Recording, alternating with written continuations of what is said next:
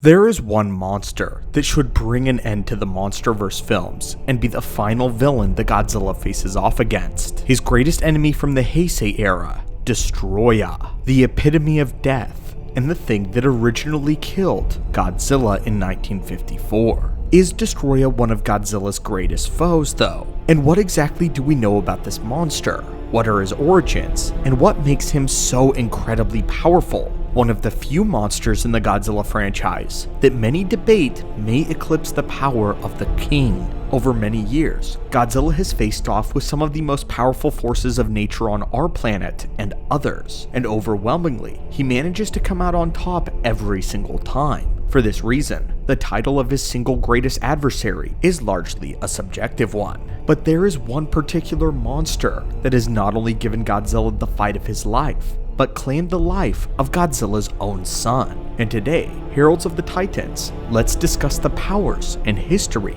of Destoroyah. This particular monster is the culmination of Godzilla's Heisei run and would serve as the final antagonist for this universe's depiction of Godzilla. In the G-Man's history and his first appearance, multiple specialists within the Japanese government began working on a special project, one that they hoped could kill Godzilla, and the weapon that they eventually created was known as the Oxygen Destroyer. Years later though, it would come to be revealed that this weapon had undue side effects on the environment and had awakened a colony of Precambrian crustaceans. As a product of the oxygen depletion, the forceful reawakening of Godzilla's latent radiation, this environment born of death and power bore something horrific. These crustacean life forms began to rapidly evolve and mutate. Together, these organisms could swarm together and collect themselves into larger forms in order to fight as one. The final form of this collection became known best as Destoroyah, the perfect life form. As it collected more and more power, this horde grew so powerful that it could even challenge Godzilla, and it gave the king of the monsters a run for the crown. What's interesting about Destoroyah is his adaptability,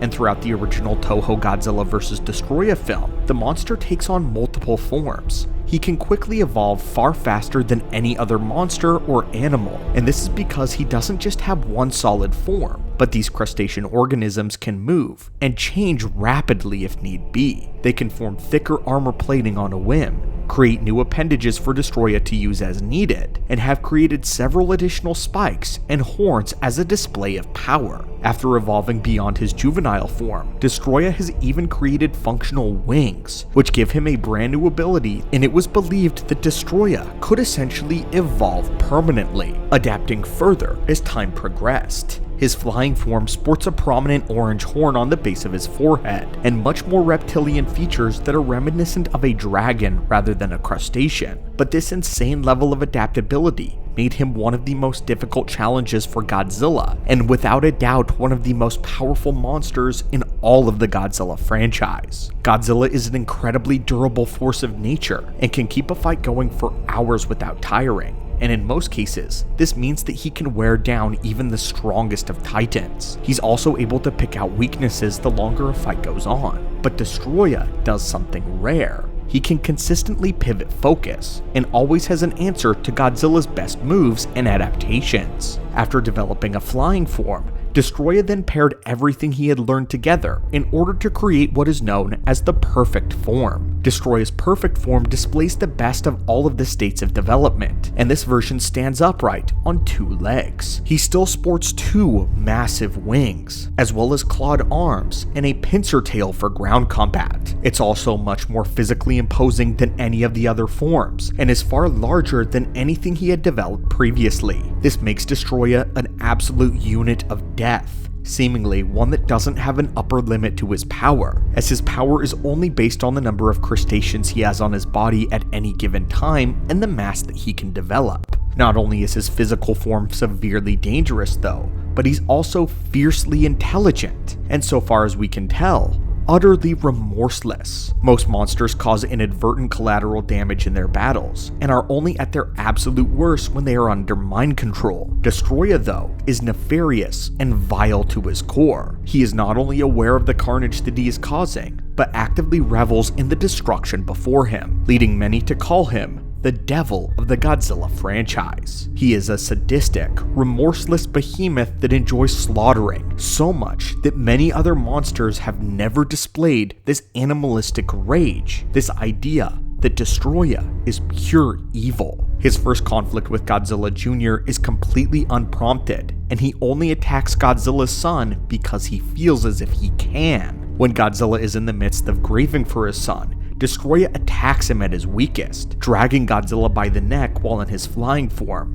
and it appears as though he is laughing, or at least laughing as well as a monster can. Something becomes clear when watching Godzilla vs. Destoroyah. He takes complete joy in attacking Godzilla, and on several occasions ambushes him without cause or justification. This means that Destoroyah isn't driven by any sort of agenda or goal. He just wants Godzilla to suffer, and this makes him completely unpredictable and among the most dangerous monsters to have ever lived. This is essentially the Joker of the Monsterverse, and there is a legitimate debate, among others such as Ghidorah, that Destoroyah is Godzilla's greatest enemy. Destoroyah has no moral bounds, no discernible goal or objective, no purpose other than to torment. After the death of Godzilla Jr., Godzilla was able to punch a gaping hole into Destoroyah's chest, but this only separated the crustaceans. They all injected him though, with doses of micro-oxygen, effectively replicating the effect of the oxygen destroyer which had killed Godzilla's previous form, and the first of the Gojira to appear, showing again a massive sign of Destoroyah's intelligence as he attacked Godzilla with an alternate tactic. At the same time, the military discovered that no conventional weaponry had any effect on Destoroyah,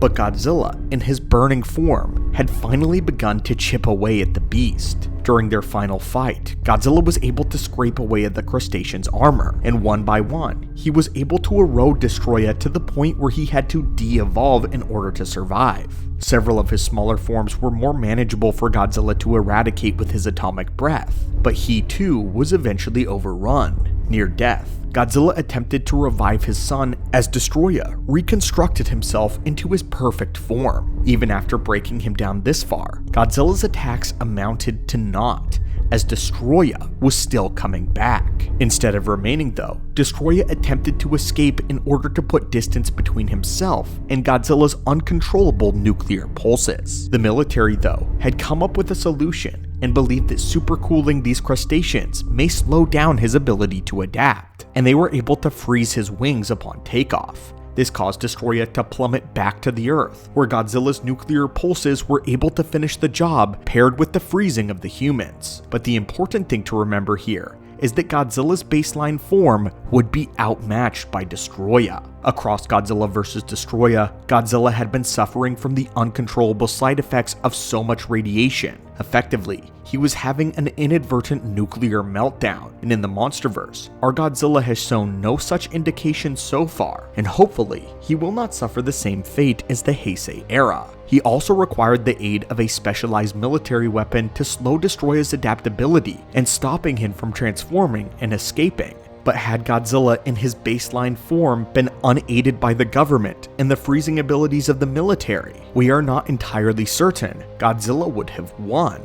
Destoroyah is nigh unkillable, extremely durable, effects that have broken down Mechagodzilla 2 and Space Godzilla, such as Godzilla's red spiral ray, Destoroyah has tanked hits from. Whether or not Destoroyah is the single most powerful threat that Godzilla has ever faced is still subjective, but there is a strong case to be made that Godzilla himself has not faced a stronger threat than Destoroyah. And as Godzilla is the god and protector, Destoroyah is the devil, born from the very thing that killed the original Godzilla in 1954, an agent of destruction and adaptability.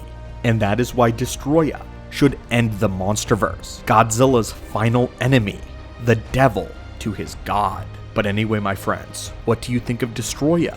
And do you agree with us? Should he be the end of the Monsterverse? As always, my friends, thank you so much for stopping by the channel, subscribe for more kaiju and titan lore, and have a great day.